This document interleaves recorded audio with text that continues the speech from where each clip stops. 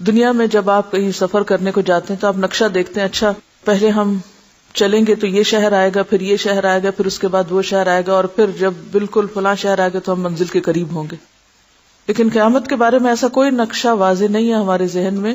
ہم آنکھیں بند کر کے اس سفر کو اختیار کرنے والے. تو سفر شروع کرنے سے پہلے ذرا دیکھ لیجئے، جان لیجئے کہ رستہ کہاں کہاں سے ہو کر گزرتا ہے. وہاں جانے سے پہلے اس کے حالات جاننا، وہ علم جو فریضہ ہے نا ہم پر جاننا، یہ اس میں سے ہے، کیونکہ اس سے ہمارا واسطہ پیش آنے والا ہے. تو آئیے توجہ سے سنیے. قیامت کی ابتدا نفخ صور سے ہوگی، یعنی سب سے پہلے صور پھونکا جائے گا، جس کے بارے میں رسول اکرم صلی اللہ علیہ وسلم کا ارشاد مبارک ہے، جناب اسرافیل علیہ السلام صور منہ میں لیے اپنی پیشانی جھکائے کان اللہ کے حکم پر لگائے ہوئے ہیں. جیسے ہی اللہ تعالی حکم دیں گے وہ صور پھونکنا شروع کر دیں گے اور قیامت کا آغاز ہو جائے گا. کیسے بیٹھے ہیں؟ کان لگائے، سر جھکائے. تو اسرافیل علیہ السلام ہر وقت الرٹ بیٹھے ہیں، اشارہ ہو تو میں فوراً کام شروع کر دوں. ذرے برابر بھی وقت نہیں لگائیں گے حکم کی تعمیل میں. مسلم شریف کی حدیث کے مطابق یہ جمعہ کا دن ہوگا، لوگ اپنے اپنے کاموں میں مشغول ہوں گے کہ اچانک مشرق اور مغرب کے تمام لوگ ایک لمبی آواز سنیں گے جو آہستہ آہستہ اونچی ہوتی جائے گی، یعنی اس کا والیوم بڑھتا چلا جائے گا، اور یہ آواز پوری دنیا میں بیک وقت سنی جائے گی. پہلے زمانے میں تو شاید لوگوں کو یہ بات سمجھ نہ آتی، لیکن آج کے دور میں تو کمیونیکیشن اتنی ترقی کر چکی ہے کہ ایک شخص دنیا کے کسی ایک حصے میں بولتا ہے اور سیٹلائٹ کے ذریعے پورے گلوب پر اس کی آواز سنی جا سکتی. بہرحال قیامت بھی اچانک آئے گی، آواز اس طرح اٹھے گی کہ مشرق اور مغرب میں بیک وقت سنی جائے گی اور آہستہ سے تیز ہوتی جائے گی. ایسی آواز پہلے کبھی کسی نے سنی ہی نہ ہوگی. اس آواز کی ہولناکی اور سختی کی وجہ سے لوگوں میں اضطراب اور بے چینی پھیلنی شروع ہو جائے گی. جب صور کی آواز بجلی کی کڑک کی طرح شدت اختیار کر جائے گی تب لوگ مرنا شروع ہو جائیں گے، کیونکہ انسان ایک خاص لیول سے اونچی آواز سن ہی نہیں سکتے، موت واقع ہو جاتی انسان کی. جو آدمی جہاں ہوگا وہیں گر پڑے گا، جہاں ہوگا وہیں گر پڑے گا. جیسے جیسے سورہ اسرافیل بلند ہوتی چلی جائے گی ویسے ویسے نظام کائنات درہم برہم ہونا شروع ہو جائے گا. صرف زمین نہیں، باقی ستاروں، سیاروں، گیلیکسیز، سٹارز، ان سب تک یہ آواز جائے گی اور سب کا نظام درہم برہم ہوگا. زمین آندھی میں ہچکولے کھانے والی قندیل کی طرح زلزلوں کی زد میں آ جائے گی. جیسے چراغ جلتا ہے نا تو اس کا جو شعلہ ہوتا ہے، ہوا چلے تو شعلے کو کیا ہوتا ہے؟ خوب ہلتا ہے. تو زمین بھی اس طرح ہچکولے کھائے گی، پوری زمین. پہاڑ گرد و غبار بن کر اڑنے لگیں گے، سمندروں میں آگ بھڑک اٹھے گی، آسمان پھٹ جائے گا، سورج، چاند اور ستارے بے نور ہو جائیں گے، تمام ذی روح مخلوق، انسان، جن اور فرشتے فنا ہو جائیں گے، حتیٰ کہ ملک الموت بھی اپنی روح اللہ تعالی کے حوالے کر دیں گے. ہر جاندار اور غیر جاندار چیز فنا ہو جائے گی، صرف ایک اللہ وحدہ لا شریک کی ذات ذوالجلال والاکرام باقی رہ جائے گی. اور اللہ سبحانہ و تعالیٰ کا یہ ارشاد مبارک پورا ہو جائے گا، کل من علیہا فان ویبقى وجہ ربک ذو الجلال والاکرام. ہر چیز جو اس زمین پر ہے فنا ہونے والی ہے اور صرف تیرے رب ذوالجلال والاکرام کی ذات ہی باقی رہنے والی ہے. جب ہر چیز فنا ہو جائے گی تو اللہ تعالیٰ اعلان فرمائیں گے، این الجبارون این المتکبرون لمن الملک اليوم. دنیا میں جبار بننے والے کہاں ہیں؟ دنیا میں بڑے بننے والے کہاں ہیں؟ آج کے روز بادشاہت کس کی ہے؟ کوئی جواب نہ دے گا. طویل سناٹے کے بعد اللہ سبحانہ وتعالی خود ہی اس سوال کا جواب ارشاد فرمائیں گے، للہ الواحد القہار. یہی معنی ہے واحد کا کہ صرف وہ باقی ہوگا، باقی سب فنا ہو چکے ہوں گے. آج کے روز بادشاہی صرف ایک اللہ قہار کی ہے. مسلم شریف کی حدیث کے الفاظ یوں ہیں، انا الملک این الجبارون المتکبرون. میں ہوں بادشاہ، کہاں ہے دنیا کے جبار اور متکبر؟ ایک طویل مدت جس کا علم اللہ سبحانہ و تعالیٰ کو ہے سکوت اور سناٹے میں گزر جائے گی، خاموشی، پن ڈراپ سائلنس. پھر جب اللہ تعالیٰ چاہیں گے نئے سرے سے آسمان، زمین اور فرشتوں کو پیدا فرمائیں گے. نئی زمین میں عمارتوں، درختوں، پہاڑوں اور سمندروں کا نام نشان تک نہیں ہوگا، بلکہ وہ سفید، ہموار اور چٹیل میدان ہوگی جو اپنے رب کے نور سے خوب روشن ہو جائے گی، بالکل سفید شیٹ کی طرح، اسٹریٹ، ہموار اور چمکدار. انسانوں کو دوبارہ پیدا کرنے کے لیے آسمان سے ایک بارش نازل ہوگی جس کے نتیجے میں ہر انسان کی ریڑھ کی ہڈی سے پورا انسانی ڈھانچہ تیار ہو جائے گا. یعنی ریڑھ کی ہڈی اسی طرح گرو کرنے لگے گی جیسے ایک بیج گرو کرتا ہے. ایک بیج سے پورا درخت بنتا ہے نا، اسی طرح ریڑھ کی ہڈی سے پورا جسم دوبارہ گرو کر جائے گا اور اس پر گوشت پوست بھی چڑھا دیا جائے گا. اس کے بعد جناب اسرافیل علیہ السلام کو دوسری مرتبہ سور پھونکنے کا حکم دیا جائے گا اور تمام انسان ننگے پاؤں، ننگے بدن اور بے ختنہ اٹھ کھڑے ہوں گے. کسی کے پاس کوئی لباس نہ ہوگا، جس طرح ماں کے پیٹ سے پیدا ہوئے تھے. حضرت عائشہ کو جب یہ بات پتہ چلی تو انہوں نے کہا کہ ہائے، ہمارے لباس نہیں ہوگا، پھر لوگ ہمیں دیکھیں گے نہیں. فرمایا کوئی کسی کو نہیں دیکھے گا، ہر ایک کے اوپر ایسی مصیبت آئی ہوگی لِكُلِّ امْرِئٍ مِّنْهُمْ يَوْمَئِذٍ شَأْنٌ يُغْنِيهِ کہ وہ اسے دوسرے سے بے نیاز کر دے گی، اس کی اپنی حالت. ایسی افراتفری ہوگی. اور اللہ تعالیٰ کا یہ فرمان بھی پورا ہو جائے گا وَلَقَدْ جِئْتُمُونَا فُرَادًا كَمَا خَلَقْنَاكُمْ أَوَّلَ مَرَّةٍ تم لوگ اکیلے اکیلے ہمارے پاس حاضر ہو گئے جس طرح ہم نے تمہیں پہلی مرتبہ پیدا کیا تھا. اب وہاں ہر شخص اکیلا ہو جائے گا، حالانکہ لوگوں کا ایک جم غفیر ہوگا. اولین و آخرین جمع ہوں گے، اس کے باوجود انسان تنہا ہوگا. سب سے پہلے رسول اکرم صلی اللہ علیہ وسلم اپنی قبر مبارک سے اٹھیں گے، پھر حضرت عیسیٰ علیہ السلام اور دیگر انبیاء کرام، شہداء، صلحاء، فضلاء اور اہل ایمان اٹھیں گے، پھر فساق، فجار اور پھر کفار و مشرکین. واللہ اعلم بالصواب. قبروں سے کافر، مشرک، فاسق اور فاجر لوگ اپنے اپنے اعمال کے مطابق اٹھیں گے. یعنی جب لوگ اٹھ رہے ہوں گے بغیر لباس کے تو ان کا حال کیا ہوگا؟ ہر شخص اپنے اعمال کے رنگ میں رنگا ہوا ہوگا. کوئی اندھا جو دنیا میں اندھا بن کے رہا بغیر سوچے سمجھے زندگی بسر کی، کوئی بہرا جس نے حق سنا ہی نہیں یہاں، کوئی لنگڑا، کوئی چیونٹی کی شکل میں جو متکبر ہوں گے، کوئی سر کے بال اٹھے گا، یعنی سر نیچے ٹانگے اوپر. کافر اس غیر متوقع زندگی کے مناظر دیکھ کر شدید خوف اور دہشت کی کیفیت میں مبتلا ہوں گے. تو یہ کیا؟ آپ ذرا سوچئے کہ اگر یکایک ایسا سین آپ کو نظر آئے تو حال کیا ہوگا؟ یہ کیا ہو رہا ہے؟ آنکھیں پتھرائی ہوئی ہوں گی، دل کانپ رہے ہوں گے، کلیجے منہ کو آئے ہوں گے. کوئی غم گسار اور مددگار نہ ہوگا، نہ ہی کوئی کسی دوسرے کی طرف دیکھنے یا دھیان دینے والا ہوگا. اہل ایمان بھی اپنے اپنے ایمان اور اعمال کے مطابق قبروں سے اٹھیں گے. شہید اپنی شہادت کے تازہ بہتے ہوئے خون کے ساتھ اٹھے گا. حالت احرام میں فوت ہونے والا حاجی تلبیہ پکارتے ہوئے اٹھے گا، لبیک اللہم لبیک کہتے ہوئے اٹھے گا. اہل ایمان کے لیے دوبارہ زندگی خلاف توقع نہیں ہوگی. ان کو پتا ہوگا کہ یہ ہمیں بتایا جا چکا ہے، ایسا تو ہونا ہی تھا. لہٰذا ان پر خوف اور دہشت کی وہ کیفیت طاری نہیں ہوگی جو کفار اور مشرکین پر ہوگی، کیونکہ ان کے لیے سب کچھ ان ایکسپیکٹڈ ہوگا. انہوں نے کبھی زندگی میں سوچا ہی نہیں، انہیں پتہ ہی نہیں تھا کہ یہ بھی ہونا ہے. تو قصوروار کون ہے؟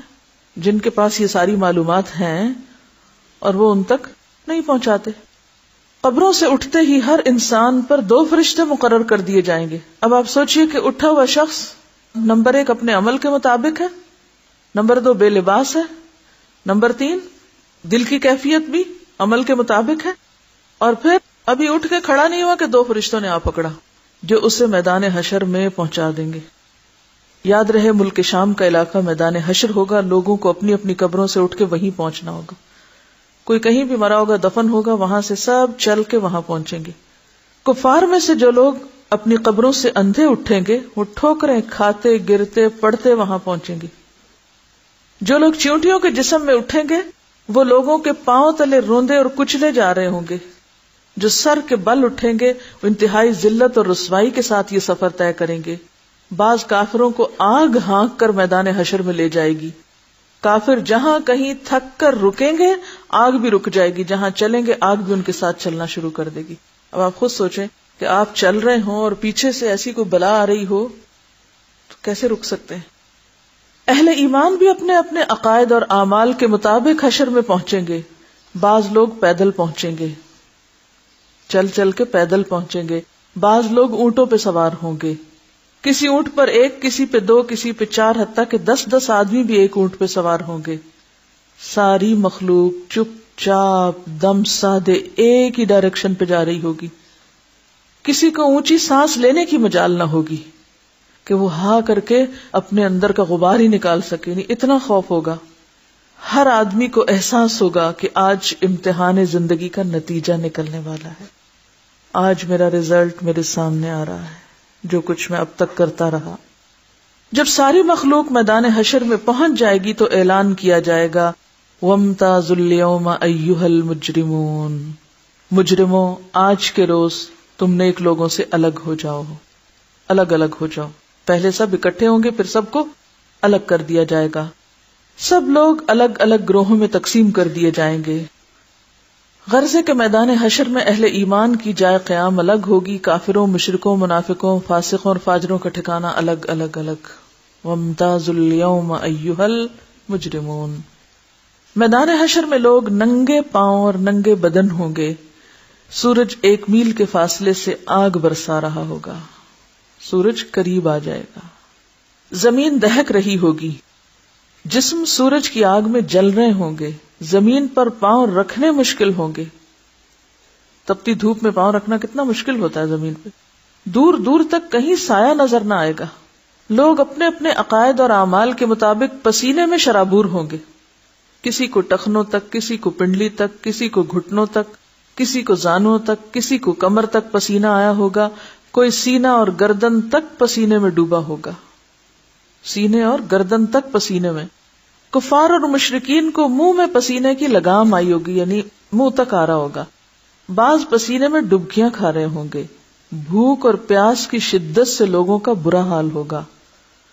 بھوک، پیاس اور گرمی کی شدت کی حالت میں لوگ 50,000 سال تک کھڑے رہیں گے.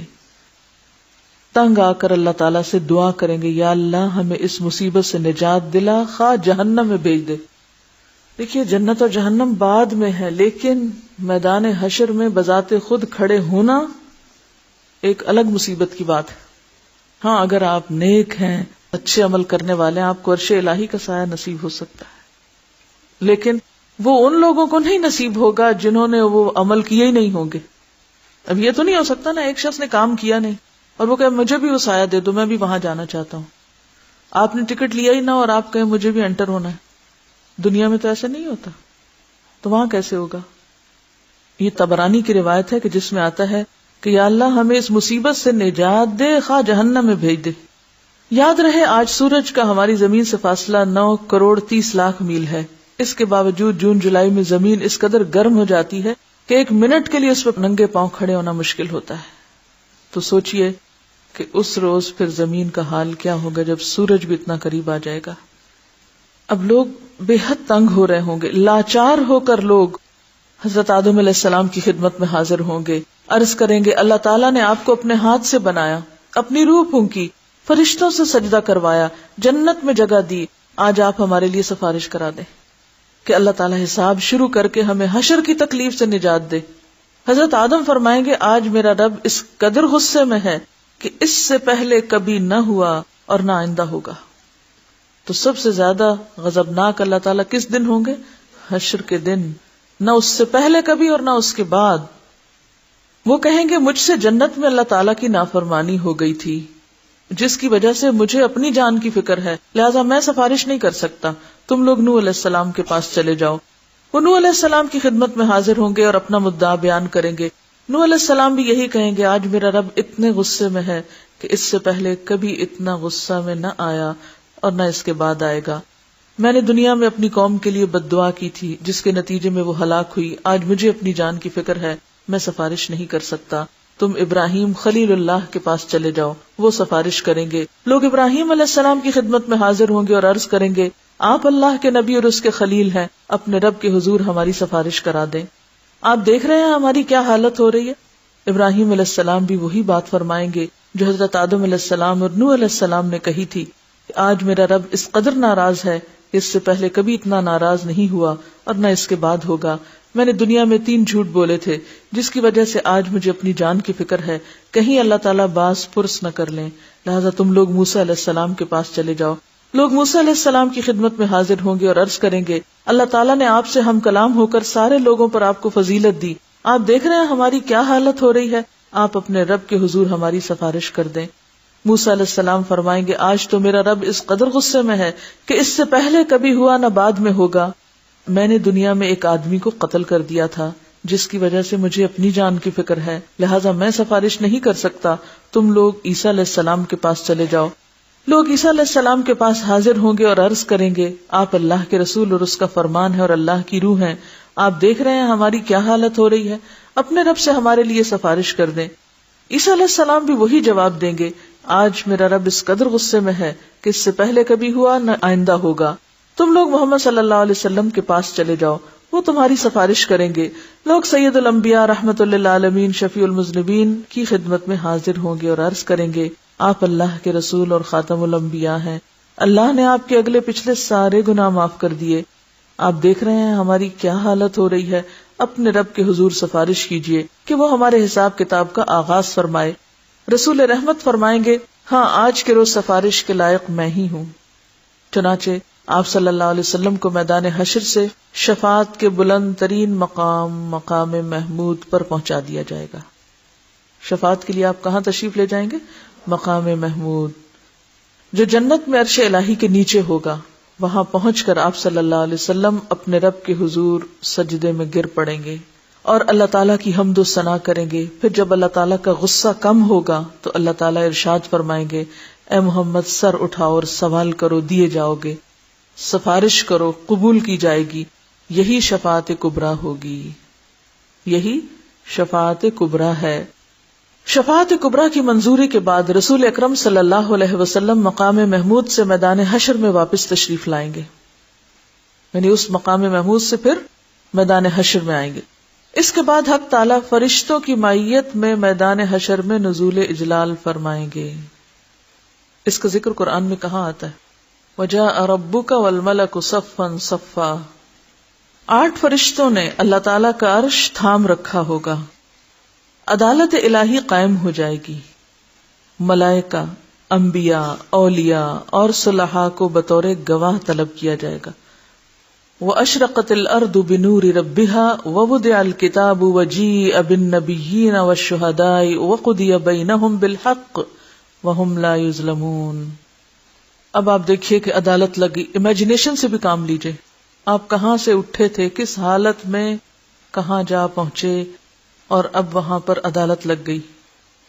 کبھی عدالت جانے کا اتفاق ہوا ہو، کبھی ٹیلی ویژن پر دیکھا ہو کچھ منظر، تو ایک عجیب سی ہیبت ہوتی ہے۔ اب یہاں پر آپ دیکھیے کہ عدالت لگ چکی ہے، فرشتوں کو حکم ہوگا کہ وہ لوگوں میں ان کے نامہ اعمال تقسیم کر دیں۔ اب یہ جو ترتیب ہے کہ نامہ اعمال کب ملیں گے، ہم سمجھتے ہیں ہم وہ اٹھیں گے سو کے اور وہ جلدی سے کوئی لے آئے گا، یہ لے لو اپنی کتاب، اور ہم اس کو بس لے کے چل پڑیں گے۔ ترتیب نہیں پتا کہ کون سی چیز کہاں ملے گی اور کب کیا کام ہوگا، یہ ترتیب جاننا بے حد ضروری ہے۔ سب لوگ آ کھڑے ہوئے ہیں، اب فیصلہ ہونے لگا ہے۔ اس سے پہلے کیا کہا جائے گا؟ اعمال نامے اب تقسیم کر دیے جائیں۔ اہل ایمان کو سامنے کی طرف سے دائیں ہاتھ میں نامہ اعمال دیا جائے گا، کفار و مشرکین کو پشت کی طرف سے بائیں ہاتھ میں نامہ اعمال دیا جائے گا۔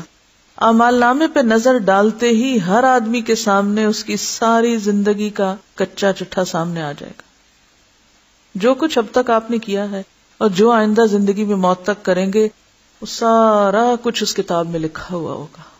سوچیں آپ کے دن اور راتیں کہاں گزرتی ہیں اور کیسے گزرتی ہیں۔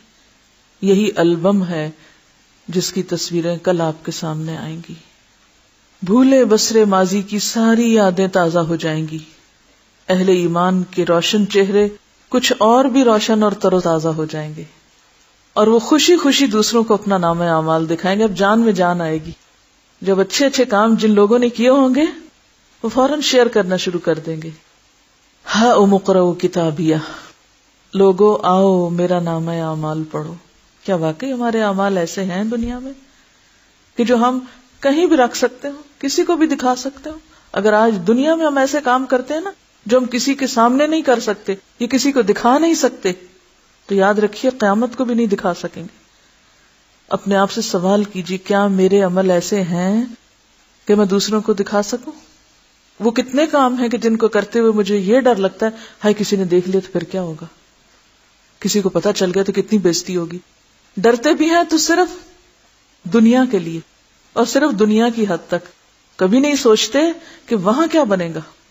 کفار و مشرکین کے چہروں کی سیاہی میں کچھ اور اضافہ ہو جائے گا. اور چہروں کی سیاہی کے بارے میں پیچھے آیت پڑھ چکے نا آپ. جو لوگ تفرقہ بازی کا شکار ہوں گے اور جو حق آنے کے بعد بھی ضد اور عناد کا شکار رہیں گے، ذلت ان کے چہروں پہ چھا جائے گی. حسرت و ندامت سے وہ اپنے ہاتھوں کو چبائیں گے اور کہیں گے کاش میں اپنا نامہ اعمال نہ دیا جاتا. یا لیتنی لم اوت کتابیہ ولم ادر ما حسابیہ، کاش مجھے نہ پتا ہوتا یہ حساب کتاب کیا چیز ہے. کفار و مشرکین بار بار اپنے نامہ اعمال کو دیکھیں گے اور تعجب سے کہیں گے یہ کیسا عجیب و غریب نامہ اعمال ہے جس میں ہر چھوٹا اور بڑا عمل لکھا ہوا موجود ہے. یا ویلتنا ما لہذا الکتاب لا یغادر صغیرۃ ولا کبیرۃ الا احصاها. یہ کیا ہوا؟ کوئی بات بھی نہیں چھٹی، کوئی بات بھی. اعمال ناموں کی تقسیم کے بعد سوال جواب کا سلسلہ شروع ہوگا. اللہ تعالی جس جس سے چاہیں گے بغیر کسی ترجمان کے براہ راست سوال کریں گے. اللہ تعالیٰ ڈائریکٹ پوچھیں گے. سب سے پہلے مشرکوں سے پوچھا جائے گا کہ انہوں نے شرک کیوں کیا. مشرک جواب دیں گے، انکار کریں گے، اللہ کی قسم کھا کے کہیں گے ہم نے تو کبھی شرک نہیں کیا. واللہ ربنا ما کننا مشرکین. شرک اس کائنات کا سب سے بڑا جھوٹ ہے. تو جھوٹے لوگ قیامت کے دن پھر جھوٹ بولیں گے کہ ہم نے تو ایسا کیا ہی نہیں. اللہ تعالیٰ کرام کاتبین کو گواہی کے لیے بلائیں گے. جو فرشتے انہیں دیکھتے تھے یہ سب کرتے انہیں بلائیں گے. وہ مشرکوں کے شرک کی گواہی دیں گے، لیکن مشرک پھر انکار کر دیں گے. شرک سے بھرپور کرام کاتبین کا تیار کیا ہوا نامہ اعمال ان کے سامنے رکھا جائے گا. مشرکین اس سے بھی انکار کر دیں گے، وہ کہیں گے نہیں ہم نے یہ نہیں کیا. پھر اس دور کے انبیاء، علماء یا اولیاء کو گواہی کے لیے بلایا جائے گا تو وہ ان کے شرک کی گواہی دیں گے، لیکن مشرک اس سے بھی انکار کر دیں گے. پہلے اللہ تعالیٰ کس سے پوچھیں گے؟ خود ان سے. ان کے انکار پر کس سے پوچھیں گے؟ کرام کاتبین سے. ان کے انکار پر کس سے پوچھیں گے؟ یہ اتنا پوچھنے کی اور اس کی ضرورت کیا ہے؟ تاکہ انصاف کے تقاضے پورے کیے جائیں، حجت تمام کی جائے، کوئی یہ نہ کہہ سکے کہ نہیں ہم پہ تو ظلم ہو گیا. پھر وہ جگہ لائی جائے گی جہاں شرک کیا جاتا تھا، یعنی وہ بت، وہ زمین، وہ علاقہ جہاں لوگ جمع ہو کے شرک کرتے تھے وہ سامنے لایا جائے گا. یعنی زمین کی گواہی، وہ بھی مشرکوں کے خلاف شرک کی گواہی دے گی، وہ پھر بھی انکار کر دیں گے. اور اللہ تعالیٰ سے مخاطب ہو کر کہیں گے یا اللہ کیا تو نے اپنے بندوں کو ظلم سے پناہ نہیں دی؟ اللہ تعالیٰ فرمائیں گے ہاں میں نے اپنے بندوں کو ظلم سے پناہ دی ہے. مشرک کہیں گے آج ہم اپنی ذات کے علاوہ کسی دوسرے کی گواہی نہیں مانتے، یہ سارے جھوٹے ہیں، ہم کسی کی بات نہیں مانتے، ہم صرف خود ہی ہماری گواہی کافی ہے. اب وہ چرب زبانی کرنا چاہیں گے تو اللہ تعالیٰ ان کی زبانوں پہ مہر لگا دیں گے. الیوم نختم علی افواہہم، اور ان کے اعضاء کو بولنے کا حکم دیں گے. تب مشرکوں کے اعضاء گواہی دیں گے کہ ہاں واقعی یہ شرک کرتے تھے، اور یوں ان پر جہنم واجب ہو جائے گی. یعنی صرف زبان بند کر کے انسان کے جسم کو روحاں روحاں کھا لیں تک بولیں گے یہ مجرم ہے. کیونکہ مشرک کسی کی گواہی ماننے کو تیار نہیں، وہ کہیں گے ہم صرف اپنی گواہی لاتے ہیں. اپنی گواہی منہ سے نہیں، اب عمل سے تمہارے اعضاء بتائیں گے، اور اعضاء خلاف بولنا شروع کر دیں گے. مشرک اپنے اعضاء کو لان تان کریں گے کہ ہم تو تمہیں جہنم سے بچانے کی کوشش کر رہے تھے. جواب میں اعضاء کہیں گے جس اللہ نے تمہیں گویائی کی قوت دی اس نے ہمیں بولنے کا حکم دیا، ہم کیسے انکار کر سکتے تھے. انطقنا اللہ الذی انطق کل شیء. ایک منافق سے اللہ تعالیٰ سوال کریں گے کیا میں نے تجھے دنیا میں عزت، حکومت، اہل و عیال، مال و دولت نہیں دیا تھا؟ وہ عرض کرے گا کیوں نہیں یا اللہ، سب کچھ دیا تھا۔ اللہ تعالیٰ دوسرا سوال پوچھیں گے، کیا تجھے یقین تھا کہ قیامت آئے گی؟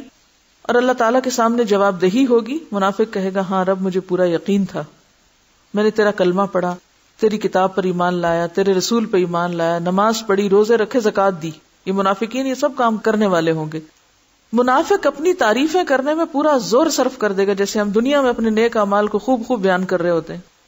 اللہ تعالیٰ ارشاد فرمائیں گے اچھا ذرا ٹھہرو، تم اپنی خوب صفائی بیان کر چکے، تعریفیں کر چکے، ذرا ٹھہر جاؤ، ہم کچھ اور گواہ لاتے ہیں۔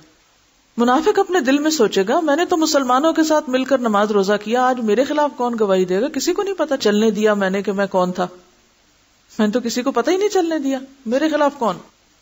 اللہ تعالیٰ اس کے منہ پہ مہر لگا دیں گے اور اس کی ران کو بولنے کا حکم دیں گے، یعنی ٹانگ کو کہیں گے بولو۔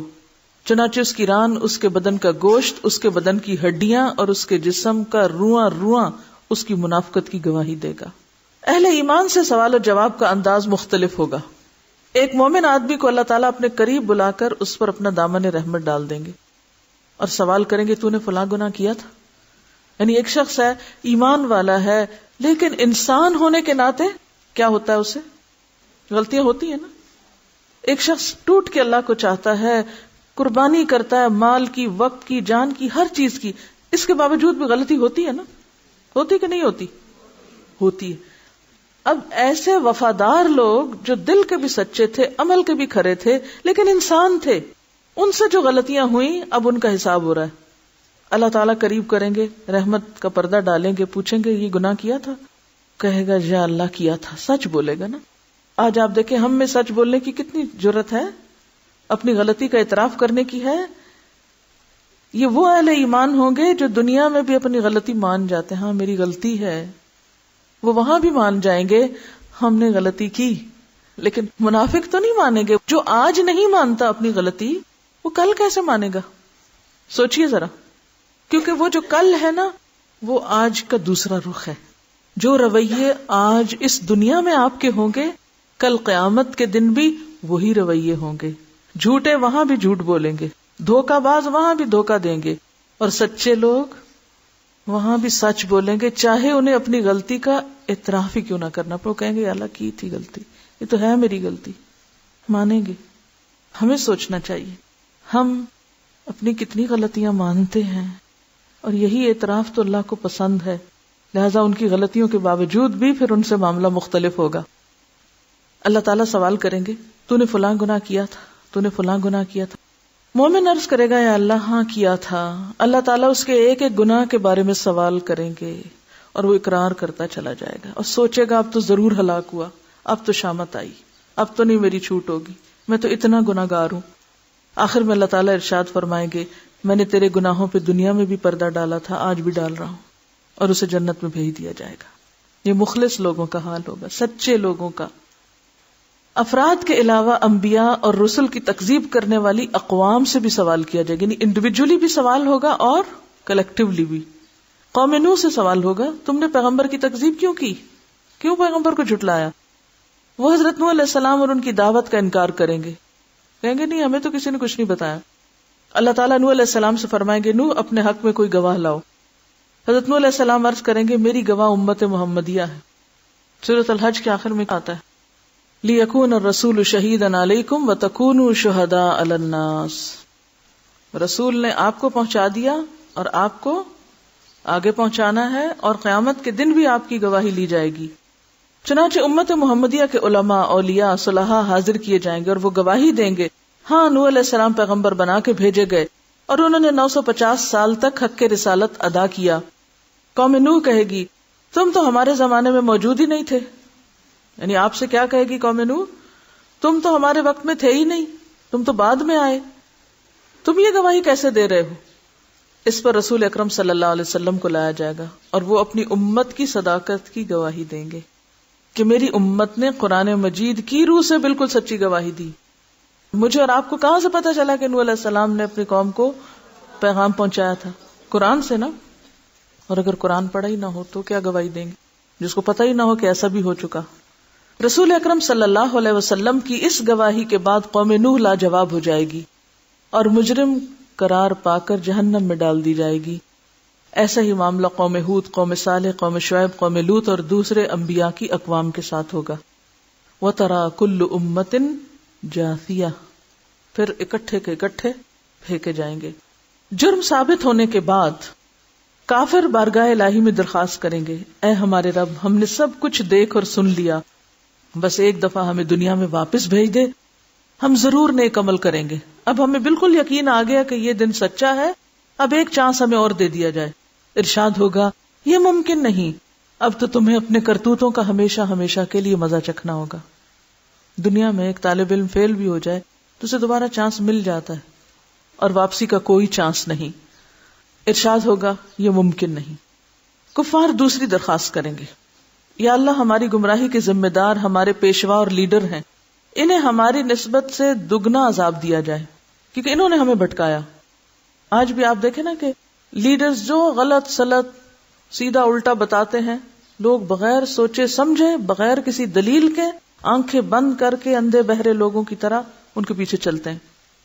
بڑے بڑے لوگ جو دنیاوی اعتبار سے انتہائی عقل مند، لیکن جب دین کا معاملہ آتا ہے تو کسی سے کوئی دلیل نہیں مانگتے، آنکھیں بند کر کے دوسروں کے پیچھے چلتے ہیں۔ ارشاد ہوگا، تمہارا یہ عذر بھی قابل سماعت نہیں۔ گمراہ ہونے والوں کو گمراہ ہونے کا عذاب دیا جائے گا اور گمراہ کرنے والوں کو گمراہ کرنے کا عذاب دیا جائے گا۔ اپنی اپنی جگہ تم دونوں ہی مجرم ہو، دونوں کو اپنے اپنے کیے کی سزا ملے گی۔ حشر میں اس قسم کے سوال و جواب کے علاوہ دیگر اعمال کا حساب کتاب بھی ہوگا۔ حقوق اللہ میں نماز کا حساب سب سے پہلے ہوگا۔ جو آدمی نماز کے حساب میں کامیاب رہا وہ انشاءاللہ باقی اعمال میں بھی کامیاب رہے گا۔ جو نماز کے حساب میں ناکام رہا باقی اعمال میں بھی ناکام رہے گا، کیونکہ ارشاد نبی کیا، نماز جنت کی کنجی ہے۔ حقوق العباد میں سب سے پہلے قتل، اس کے بعد دوسرے اعمال۔ مقتول کو قاتل سے، مظلوم کو ظالم سے، مجبور کو جابر سے حق دلوایا جائے گا۔ اللہ تعالیٰ اعلان فرمائیں گے، میں بادشاہ ہوں اور حقوق دلوانے والا ہوں۔ آج کوئی جہنمی اس وقت تک جہنم میں نہیں جا سکتا جب تک کسی جنتی کو اس کا حق نہ دلوا دوں، اور کوئی جنتی اس وقت تک جنت میں نہیں جا سکتا جب تک کسی جہنمی کو اس کا حق نہ دلوا دوں۔ کیا معنی اس کا؟ یعنی ایک شخص کو جہنم میں جانا تھا لیکن اس کے اوپر حق تھا کس کا؟ ایک جنتی کا۔ اب کیا ہے، کیسے ہوگا یہ کہ جہنم میں جانے والا اس جنتی کے حصے کے بھی گناہ لے کے مزید سزا بھگتے گا اور اس کا درجہ بلند ہو جائے گا۔ اور اسی طرح ایک شخص جنت میں جا رہا تھا اور دوسرا جہنم میں، جنت والے نے کس کا حق مارا ہوا تھا؟ جہنم والے کا۔ اب کیا ہوگا، جنت والے کے عمل لے کے جہنم والے کو دیے جائیں گے۔ اب جہنم والا اگرچہ جہنم سے نہ بھی نکلے لیکن اس کا عذاب کم ہو جائے گا اس وجہ سے، اور جنت والے کا درجہ نیچے ہو جائے گا۔ لیکن ہم حقوق العباد کے معاملے میں کتنے بے پرواہ ہیں۔ ہم سمجھتے ہیں جس کا مرضی مذاق اڑا لیں، جس کی مرضی غیبت کر لیں، جس کو چاہیں ذلیل کر دیں، جس کے ساتھ جو زیادتی چاہیں کر لیں، ماں باپ کا کہنا نہ مانیں، ان کی کوئی عزت نہ کریں، بہن بھائیوں کا کوئی خیال نہ کریں، تو کوئی فرق نہیں پڑتا۔ کیا ہوگا؟ نہیں، آپ چاہے جنت میں بھی جا رہے ہوں اور دوسرا جس کا آپ نے حق مارا وہ جہنم میں بھی جا رہا ہو تو بھی کیا کرنا ہوگا؟ اس کو اس کا حق دینا ہوگا۔ حقوق کا معاملہ بہت سخت معاملہ ہے، معمولی نہیں ہے۔ چھوٹے سے چھوٹے ظلم اور معمولی سے معمولی زیادتی کا حق بھی اللہ تعالیٰ حقدار کو دلوا کے چھوڑیں گے۔ اگر ہمیں یہ احساس ہو جائے تو میں سمجھتی ہوں ہماری ساری زندگی لوگوں سے معافی مانگتے گزر جائے کہ میں نے تمہارے حق میں اگر کچھ بھی کیا ہو تو پلیز معاف کر دو، اور معافی مانگنے سے پہلے تو ہم یہ خیال کریں کہ ہمارے سے کسی کو تکلیف ہی نہ پہنچے۔ کتنے کانشیس ہو جائیں، کتنے محتاط ہو جائیں۔ یہ ساری زیادتیاں اور ظلم صرف اس وقت ہوتے ہیں جب ہمیں خدا کا خوف نہیں ہوتا، آخرت کے حساب کا فکر نہیں ہے۔ ہم سمجھتے کوئی بات نہیں، اس نے بھی تو یہ کیا تھا۔ اگر کسی نے پیلو کی ٹہنی کے برابر کسی کا حق غصب کیا ہوگا، پیلو کی ٹہنی جیسے ایک مسواک ہوتا ہے، اتنا سا بھی اگر کسی کا حق مارا، یعنی آپ نے کسی کی مسواک چوری کر لی مثلا، اسی بات سے سمجھے، بغیر اس کی اجازت کے وہ لے کے آپ غائب، یا کسی کی بے عزتی کی ہوگی تو اللہ تعالیٰ اس کا بدلہ بھی دلوائیں گے۔ اگر کسی نے کسی جانور پر ظلم اور زیادتی کی ہوگی، جانور پہ، کسی بلی کو بھوکا رکھا، کسی اور جانور کو ستایا، اس جانور کا بدلہ بھی اللہ تعالیٰ لے کر چھوڑیں گے۔ حتیٰ کہ اگر کسی جانور نے کسی جانور پر ظلم کیا ہوگا تو ان جانوروں کو بھی ایک دوسرے سے حقوق دلوانے کے لیے زندہ کیا جائے گا. مظلوم جانور کو ظالم جانور سے بدلہ دلوایا جائے گا، اس کے بعد انہیں دوبارہ مرنے کا حکم دے دیا جائے گا. یعنی ایک حدیث میں آتا نا کہ بے سینگ بکری کو اگر سینگ والی بکری نے ٹکر ماری ہوگی تو قیامت کے دن دونوں کو اٹھایا جائے گا، اور جس نے ٹکر کھائی ہوگی اسے سینگ دیے جائیں گے اور کہا جائے گا اس کو ٹکر اب مارو. جب وہ بدلہ لے چکے گی پھر سب کو ختم کر دیا جائے گا. اس سے آپ اندازہ لگا سکتے ہیں کہ حقوق کا معاملہ کتنا نازک ہے، کتنا نازک ہے. یہ کیسے ہو سکتا ہے کہ ہم دوسروں پہ ظلم و ستم کر کے ان کے حق مار کے عزم کر جائیں اور کوئی پوچھ گچھ نہ ہو.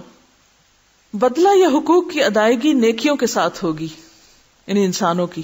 ظاہر جانوروں کی تو نیکیاں نہیں، ان کے تو پھر آمنے سامنے کرا جائے گا ان کو. ظالم نے مظلوم پر جتنا ظلم کیا ہوگا اس کے برابر اس کی نیکیاں لے کے مظلوم کو دے دی جائیں گی. اگر ظالم کے نامہ اعمال میں نیکیاں نہیں ہوں گی تو پھر مظلوم کے گناہ ظالم کے سر پہ ڈال دیے جائیں گے. حقوق لینے اور دینے کے بعد تمام انسانوں کے نامہ اعمال اپنی آخری شکل میں وزن ہونے کے لیے تیار ہو جائیں گے. یعنی اب وزن شروع ہوگا. آپ کے ذہن میں کیا ہے؟ ادھر نامہ اعمال ملے گا، ادھر شاید کہیں وہ مشین رکھی ہوگی تو ساتھ ساتھ تلتا جائے گا. نہیں، حساب پہلے ہوگا، پوچھ گچھ پہلے ہوگی، لین دین پہلے کروا لیا جائے گا، اب تول ہوگا. اس سے پہلے اگر تول ہو جائے تو اس کا کیا فائدہ؟ کیونکہ ابھی تو آپ کو اوروں سے بھی بہت کچھ لینا ہے اور اوروں کو بہت کچھ دینا بھی ہے. وہ نامہ اعمال اٹھ کے جو آپ کو پکڑایا گیا تھا وہ ابھی سارا آپ کا نہیں ہے. ایک شخص پہاڑ جتنی نیکیاں لے کر وہ بھی خوش ہو رہا ہوگا کہ بہت کچھ ہے میرے پاس، لیکن جب حساب کتاب شروع ہو تو پتا چلے گا اتنا لوگوں پہ ظلم ڈھایا ہوا ہے کیونکہ وہ تو سارا انہی کے پاس چلا گیا. اب وہ تول کے اوپر کیا آئے گا؟ تو اب آپ دیکھیے یہ ساری باتیں جو بتائی جا رہی ہیں یہ کھیل تماشا نہیں ہے، یہ ایسا ہوگا. جب تک ہمارا یہ یقین پختہ نہیں ہوتا ہمارے عمل درست نہیں ہو سکتے، ہماری زبانوں کی اصلاح نہیں ہو سکتی، ہم ایک دوسرے کے معاملے میں محتاط نہیں ہو سکتے. کیونکہ دنیا میں کیا، جس کی لاٹھی اس کی بھینس، جو ذرا طاقتور ہے، جس کے پاس زیادہ زور ہے وہ دوسرے کو دبانے کی کوشش کرتا ہے، دوسرے کا حق مارنے کی کوشش کرتا ہے. قیامت کے دن حساب بڑا باریک ہے. حقوق لینے اور دینے کے بعد تمام انسانوں کے نامہ اعمال اپنی آخری شکل میں وزن ہونے کے لیے تیار ہو جائیں گے اور اتمام حجت کے لیے میزان قائم کیا جائے گا. میزان میں جن لوگوں کی نیکیوں کا پلڑا بھاری ہوگا وہی کامیاب قرار پائیں گے اور جنت میں جائیں گے. جن کی برائیوں کے پلڑے بھاری ہوں گے وہ سب جہنم میں جائیں گے. بعض لوگوں کے میزان میں ایک نیکی کی زیادتی یا ایک نیکی کی کمی ان کے جنتی یا جہنمی ہونے کا فیصلہ کرے گی. وہ ایک ظلم، ایک گالی جو کسی کو دی تھی، آج نیکیاں ہیں لیکن وہ اس کو مل گئی لہذا اپنی طرف کمی ہو گئی. اور دنیا میں ہم کتنا بے دریغ زبانیں کھولے ہوئے ہیں، جس کو جو چاہیں کہہ دیں، جس کے ساتھ جیسا چاہیں معاملہ کریں. اور کہا جاتا ہے کہ ہر شخص کے اعمال تلنے پر ایک فرشتہ اعلان کرے گا فلاں بن فلاں کامیاب ہوا یا فلاں بن فلاں ناکام ہوا. پورے میدان میں اناؤنسمنٹ ہوگی، آپ کا نام لیا جائے گا اور نام لے کے بتایا جائے گا فلاں کامیاب ہو گیا. اب یہ سب کے ریزلٹ سن رہے ہوں گے لوگ.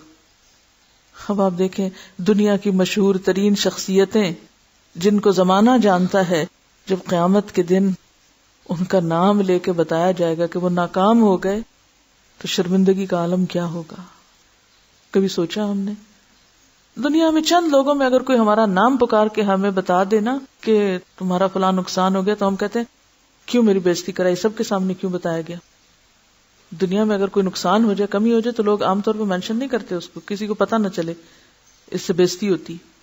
لیکن وہاں تو سب کے سامنے کھل جائے گا معاملہ. لوگوں کے نامہ اعمال کا وزن ان کے ایمان اور عقیدے کے مطابق ہوگا، وہ نیتیں اور وہ سب بھی بیچ میں شامل ہوں گی. کفار، مشرکین، مرتدین اور منافقین کے ڈھیروں نیک اعمال کا وزن ذرہ برابر بھی نہیں نکلے گا. لا نقیم لہم یوم القیامت وزنا. عالی شان اعمال، اتنا وزن نہیں. کیوں؟ اللہ کے لیے نہیں کیے تھے وہ کام، تو دنیا میں تعریف کے لیے یا ویسے ہی شوق میں کیے. جبکہ ایک مومن آدمی کے نامہ اعمال میں 99 رجسٹر گناہوں سے بھرے ہوئے ہوں گے. اللہ تعالیٰ کے سوال کے جواب میں وہ اپنے گناہوں کو اعتراف کرے گا. اللہ تعالیٰ فرمائیں گے کہ اس کے اعمال میزان میں تولے جائیں. نیکیوں کے پلڑے میں ایک چھوٹا سا کاغذ رکھ دیا جائے گا جس پر کلمہ توحید ہوگا. وہی کلمہ توحید اس کے گناہوں سے بھرے 99 رجسٹروں پہ بھاری ہو جائے گا اور وہ جنت میں چلا جائے گا. اب اس حدیث سے بعض لوگ کیا سمجھتے ہیں، وہ جو کلمہ ہم نے پڑھ لیا ہے وہ کافی ہے اور وہ باقی حساب کتاب کے مرحلوں کو بھول جاتے ہیں. یہ اس لیے کہا گیا ہے کہ ایک شخص جس نے کلمہ پڑھا اور ساتھ ہی اس کی موت آ گئی، اب ساری زندگی مثلا 90 سال وہ جیا کفر کی حالت میں، مرنے سے پہلے کلمہ نصیب ہو گیا، اب وہ 99 رجسٹر تو اس کے بھرے میں کس سے؟ ایسے لوگ ہیں نا تاریخ میں، یا ایسے بہت سے لوگ ہوتے ہیں کہ ادھر لا الہ الا اللہ پڑھی اور ادھر دنیا سے چلے گئے. یعنی اس حدیث کا مطلب یہ نہیں ہے کہ انسان جان بوجھ کے غلط کام کرتا رہے اور کہ میں نے کلمہ پڑھ رکھا ہے، نہیں. یعنی ایک شخص جس نے سچے دل سے ابھی اسلام قبول کیا تھا، پچھلی ساری زندگی کفر شرک میں گزری، لیکن آئندہ ایک نیکی کرنے کا موقع نہیں ملا. وہ ایک صحابی کے بارے میں آتا نا، انہوں نے کلمہ پڑھا اور فوراً وہ شہید ہو گئے. اب قیامت کے دن کیا ہوگا؟ وہ ایک کلمہ کس پہ بھاری ہوگا؟ ساری زندگی پہ بھاری ہوگا. کیونکہ ہوتا یہ ہے کہ لا الہ الا اللہ کا سچے دل سے کہنا پچھلے سارے گناہوں کو واش آؤٹ کر دیتا ہے، صفائی کر دیتا ہے. میزان ان 3 جگہوں میں سے ایک ہے جن کے بارے میں اللہ کے رسول صلی اللہ علیہ وسلم نے فرمایا وہاں کوئی آدمی کسی کو یاد نہیں کرے گا. جب نیکیاں اور بدیاں تل رہی ہوں گی نا، کوئی کسی کو یاد نہیں کرے گا، نہ اس کی مدد کرے گا، نہ اس کے کام آئے گا. اگر کسی آدمی کی ایک نیکی میزان میں کم ہو گئی تو سارے حشر میں، یعنی میدان حشر میں، کوئی بھی اسے ایک نیکی دینے کے لیے تیار نہیں ہوگا. ایک نیکی کا سوال کوئی تیار نہیں. نہ باپ، نہ بیٹا، نہ بیٹی، نہ بیوی، نہ کوئی یار دوست، نہ پیر مرشد، سب ایک دوسرے سے دور بھاگیں گے. یوم یفر المرء من اخیہ. سب سے آخری اور مشکل ترین مرحلہ صراط کا ہوگا. سب سے آخری اور مشکل ترین مرحلہ صراط کا. ہر آدمی کو پل صراط سے گزر کر ہی جنت میں جانا ہوگا. پل صراط بال سے باریک تلوار کی دھار سے زیادہ تیز جگہ ہے جسے جہنم کے اوپر رکھا جائے گا. برج ہے جو جہنم کے 2 کناروں کے اوپر ہوگا اور لوگوں کو اس سے گزرنے کا حکم دیا جائے گا. اب اس کو پاس کرو. گزرنے سے پہلے پورے میدان حشر میں ہر طرف مکمل تاریکی اور اندھیرا چھا جائے گا. اب آپ دیکھیے لوگ اوپر آ رہے ہیں اور اتنے میں کیا؟ Total darkness. کبھی آپ کسی ایسے خطرناک جگہ پہ جا رہے ہیں اور اچانک اندھیرا ہو جائے، روح فنا ہو جاتی بندے کی. اب تو ہلاکت میں کوئی دیر ہے ہی نہیں. ہر آدمی کو اس کے عقیدے اور اعمال کے مطابق صراط سے گزرنے کے لیے نور دیا جائے گا. اب ہر ایک اپنا اپنا نور، اپنی اپنی روشنی. بالکل ایسے ہی نا جیسے لائٹ جاتی ہے تو ہر گھر میں اپنی روشنی جلائی جاتی ہے، تو اس میں فرق ہوتا ہے نا ہر روشنی میں ایک سے دوسرے میں. بالکل قیامت کے دن پل صراط پر بھی ہر بندے کی روشنی فرق ہوگی. اہل ایمان کو 2 نور کی مشلیں دی جائیں گی، بعض کو 1 دی جائے گی. ایمان والوں میں سے بھی بعض کو 2 اور بعض کو 1 روشنی. بعض لوگوں کو ٹمٹماتے چراغ کی روشنی دی جائے گی، یعنی ہل رہا ہوگا اس کا شعلہ. حتیٰ کہ سب سے کم درجہ اس شخص کا ہوگا جس کے پاؤں کے انگوٹھے پہ روشنی ہوگی، یعنی بس وہ نیچے سے ہلکی ہلکی روشنی دیکھ کے چل رہا ہوگا. اہل ایمان پل صراط سے گزرتے ہوئے اللہ تعالیٰ سے دعا مانگیں گے، یعنی جو ہی لائٹ جائے گی وہ کیا مانگنے لگیں گے؟ ربنا اتمم لنا نورنا واغفر لنا انک علی کل شیء قدیر. اے ہمارے پروردگار، ہمارا نور آخر تک قائم رکھ، ہمیں بخش دے، بے شک تو ہر چیز پہ قادر ہے. بعض اہل ایمان بجلی کی تیزی کے ساتھ پل صراط عبور کر لیں گے، بس جو ہی قدم رکھا لمحوں میں دوسری طرف. بعض ہوا کی تیزی کے ساتھ جیسے اڑتے ہوئے جا رہے ہوں، بعض تیز رفتار گھوڑوں کی طرح، بعض اونٹوں کی رفتار سے، بعض دوڑتے ہوئے پیدل انسان کی طرح، بعض لوگ عام چال سے چلتے ہوئے، بعض سست رہوں گے، چلا ہی نہیں جائے گا، بعض گرتے پڑتے ٹھوکرے کھاتے زخمی ہو کر عبور کریں گے. پل صراط کے دونوں طرف خود کار کنڈے ہکس لگے ہوئے ہوں گے، آنکڑے جن کو کہا جاتا، دونوں طرف ہکس ہوں گے جو اللہ تعالیٰ کے حکم کے مطابق بعض لوگوں کے چلنے میں صرف رکاوٹ ڈالیں گے. وہ جا رہے ہوں گے، آگے بیریئر آ جائے گا اور رکنا پڑے گا. بعض لوگوں کو پل کے اوپر ہی بار بار گراتے رہیں گے، یعنی نیچے تو نہیں جائیں گے، اوپر ہی گرتے رہیں گے. بعض لوگوں کو صرف زخمی کر دیں گے، یعنی چل رہے ہوں کہ آ کے یک لگے گا تو زخمی ہو جائے گا انسان. بعض کو کھینچ کے جہنم میں گرا دیں گے، جیسے وہ ایک ہوتا ہے نا کہ اٹھا کے نیچے. کچھ لوگ چند قدم ہی چلیں گے تو انہیں جہنم میں گرا دیا جائے گا، ابھی رکھیں گے پاؤں تو وہ نیچے. بعض لوگ کچھ فاصلہ طے کر لیں گے اور پھر نیچے. بعض لوگ آدھا فاصلہ طے کرنے کے بعد گرائے جائیں گے، بعض پل پار کرنے کے قریب ہوں گے تو گرا دیے جائیں گے. کئی لوگ ساری زندگی اچھے کام کرتے رہتے ہیں، آخر میں ایسے غلط کام کر جاتے ہیں. اب وہ سارا رستہ تو اچھا پار کر لیا، جب وہ بالکل مرنے کے کنارے تھے ایسا غلط کام کیا کہ وہ گئے. تو یہ جو مختلف معاملے ہوں گے مختلف لوگوں کے ساتھ، یہ ان کے زندگی کے جو اعمال یا طریقے ہوں گے اس کے عکاس ہوں گے. جو یہاں کر رہے ہیں وہی وہاں نظر آ رہا ہوگا. انسان کے اعمال صالحہ صراط پر نہ صرف یہ کہ نور مہیا کریں گے بلکہ اس کی حفاظت بھی کریں گے. روایتوں میں آتا ہے کہ قربانی کے جانور سواریوں کا کام دیں گے. کہتے ہیں نا کہ عظموا ضحایاکم فانھا علی الصراط مطایاکم، یعنی مضبوط جانوروں کی، یعنی اپنے پلے ہوئے جانوروں کی قربانی کرو کیونکہ صراط پر وہ تمہاری سواریاں ہوں گے. یعنی اسٹرانگ جانور ہوں، مریل سی جانور مت قربان کرو اللہ کے راستے میں، الا یہ کہ بندے کو توفیق نہ ہو، وہ الگ بات ہے. لیکن اگر اپنا دل میں ایمان ہے تو پھر اور بات ہے. صراط سے گزرنے کا منظر اتنا ہولناک ہوگا کہ کسی کی زبان سے کوئی بات نہ نکلے گی. وہ جو دعا پڑھیں گے نا وہ تو روشنی ختم ہوتے ہی پڑھ لیں گے. اب جب چلنا شروع کریں گے تو کوئی بولے گا نہیں، صرف انبیاء کی زبان سے یہ الفاظ سنائی دیں گے، رب سلم رب سلم. باقی لوگ نہیں بولیں گے یا اللہ بچا لے یا اللہ بچا لے. صراط سب سے پہلے رسول اکرم صلی اللہ علیہ وسلم اور آپ کی امت عبور کرے گی، بعد میں دیگر انبیاء اور امتیں عبور کریں گی. صراط عبور کرنے کے بعد تمام اہل ایمان قنطرہ، جو پل صراط کا آخری حصہ ہوگا جنت میں داخلے سے پہلے کی جگہ، اس پہ روک لیے جائیں گے. سب اہل ایمان. جن مسلمانوں کے درمیان کوئی غلط فہمی یا گلا شکوہ یا غصہ اور ناراضگی ہوگی وہ دور کی جائے گی، دل دھوئے جائیں گے وہاں سب کے. وَنَزَعْنَا مَا فِي صُدُورِهِم مِّن غِلٍّ، یہ وہاں ہوگا عمل. جب سارے اہل ایمان مکمل طور پر پاک اور صاف ہو جائیں گے تب انہیں جنت میں داخل ہونے کی اجازت دی جائے گی، کیونکہ جنت خبیث لوگوں کی جگہ نہیں ہے. رسول اکرم صلی اللہ علیہ وسلم جنت کے دروازے پر تشریف لائیں گے، دروازہ کھلے گا، آپ اپنی امت سمیت جنت میں تشریف لے جائیں گے. جنت میں داخل ہونے کے بعد آپ کو اپنی امت کی فکر لاحق ہوگی. آپ اپنی امت کا حال پوچھیں گے، کیا سب آ گئے؟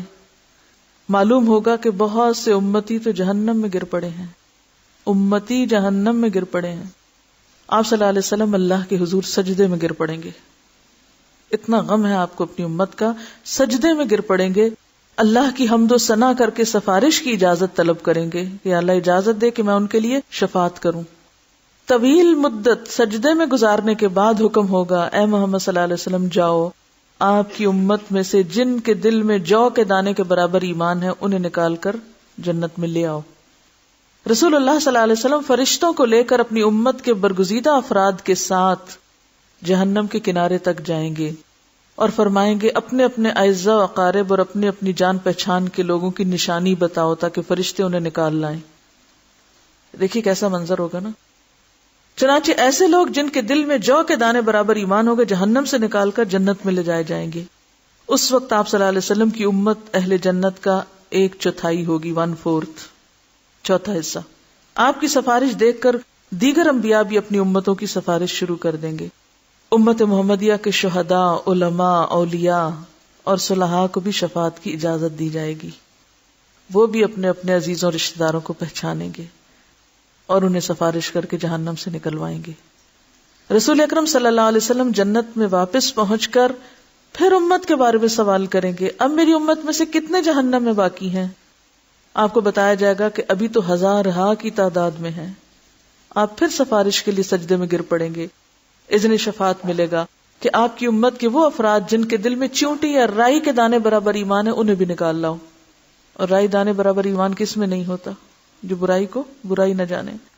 آپ صلی اللہ علیہ وسلم حسب ثابت امت کے علماء، اولیاء، صلحاء کو لے کے جہنم کے کنارے پہنچیں گے. رائی کے برابر ایمان والوں کو جہنم سے نکال کے جنت میں لے جائیں گے. تب آپ کی امت اہل جنت کے 1/3 برابر ہو جائے گی، 1/3 حصہ ہو جائے گی. آپ پھر پوچھیں گے میری امت کے کتنے افراد ابھی جہنم میں ہیں؟ آپ کو بتایا جائے گا ابھی تو 1000 ہیں. آپ اذن شفاعت کے لیے پھر سجدہ ریز ہو جائیں گے، اللہ تعالیٰ کی حمد و ثنا کریں گے، پھر اذن شفاعت ملے گا کہ چونٹی یا رائی سے کم درجے کے ایمان والوں کو بھی جہنم سے نکال لاؤ. اذن شفاعت ملنے پر آپ پھر فرشتوں کے ساتھ اپنی امت کے علماء، فضلاء اور اولیاء اور صلحاء کے ساتھ جہنم کے کنارے پہنچیں گے اور امت کے ان سارے لوگوں کو وہاں سے نکلوائیں گے جن کے دل میں رائی سے کم ایمان ہوگا. تب آپ کی امت اہل جنت کی آدھی تعداد کے برابر ہو جائے گی، نصف. چوتھی مرتبہ پھر نبی صلی اللہ علیہ وسلم ان لوگوں کے لیے اذن شفاعت طلب کریں گے جنہوں نے ساری زندگی میں صرف ایک بار لا الہ الا اللہ پڑھا ہوگا، صرف ایک بار، اور کچھ نہیں کیا ہوگا. اب یہ آخری مرحلہ ان کا ہوگا.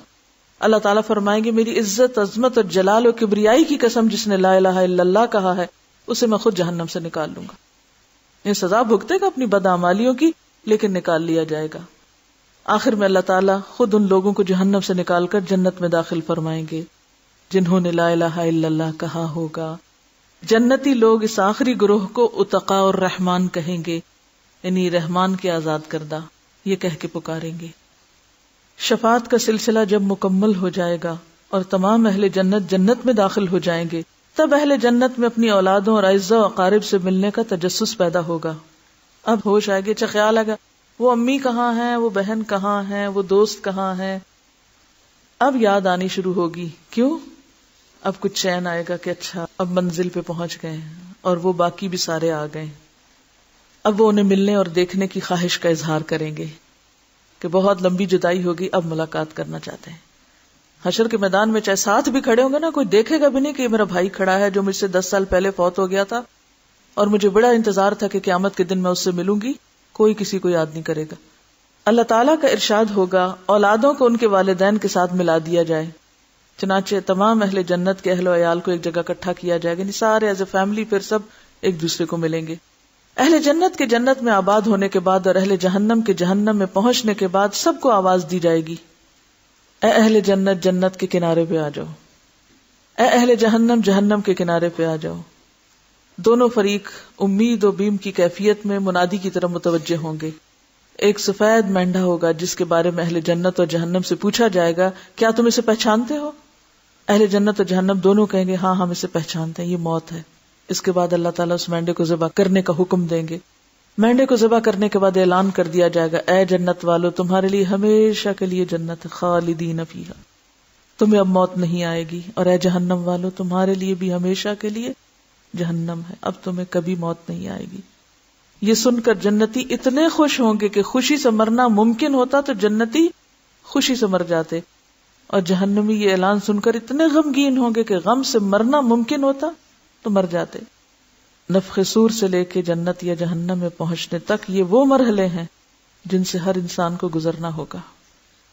وآخر دعوانا ان الحمد للہ رب العالمین. سبحانک اللہم وبحمدک، نشہد ان لا الہ الا انت، نستغفرک ونتوب الیک.